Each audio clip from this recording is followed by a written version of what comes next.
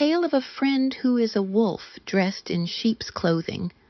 Rowan had always thought of Maris as a gift, a steady flame in the chaos of their life. They'd grown up together in the shadow of a crumbling village, two scrappy souls clawing their way out of the dirt.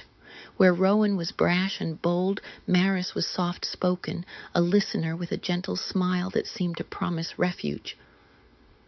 "You're the dreamer," she'd say, her voice warm as she sat by Rowan's side, mending their torn cloak or sharing a crust of bread. "I'll keep you grounded." And Rowan believed her. How could they not?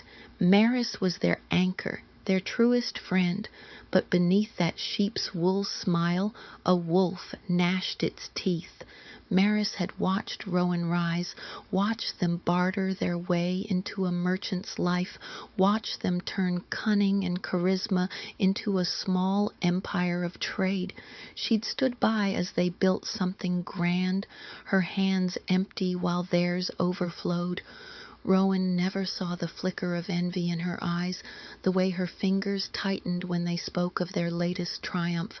They never heard the silent howl of resentment that grew louder with every success they claimed, success she felt she'd helped sow but never reaped. It began with whispers, so subtle Rowan didn't notice. Maris would linger after their talks, her questions sharper than usual. "That silk deal you're chasing, it's a big risk, isn't it?" she'd ask, her tone all concern. "What if it fails?" Rowan, trusting her implicitly, waved it off. "It's a fortune waiting to happen," they'd say, grinning, "and you'll be there when it does." Maris would nod, her smile a mask, while inside the wolf paced, hungry. She didn't act alone. Envy had made her cunning, and she sought out others who shared her bitterness. There was Clara, a smuggler Rowan had outmaneuvered, her pride still raw. Torrin, a rival merchant who'd lost a contract to Rowan's charm.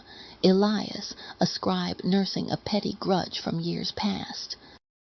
Maris found them, drew them in with promises of revenge, and they listened because she wore Rowan's trust like a badge.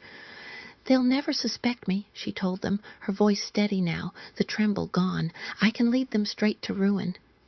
The plan was a slow poison. Rowan's latest venture, a shipment of rare silks that could cement their name, became the bait.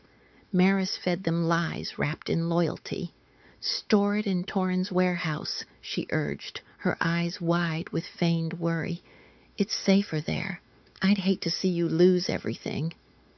Rowan, blind to the wolf at their side, agreed. They didn't see her slip away that night, meeting the others in a tavern-shadowed corner, her gentle smile replaced by a predator's grin. When the shipment arrived, Rowan beamed with pride, Maris at their elbow. "We're unstoppable," they said, squeezing her shoulder. She nodded, her heart a cold stone. That night, Clara's crew raided the warehouse, silent and swift. Elias's forged papers, proof Rowan had stolen the goods themselves, surfaced the next day, found by a bribed guard. Torrin spread the rumors, his booming voice carrying the scandal through the streets. The horror unfurled slowly.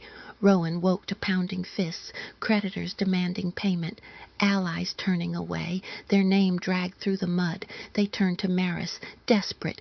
"You know me," they pleaded. "Tell them it's a lie." But Maris was gone, her house empty. This has been a Sharri Plaza presentation.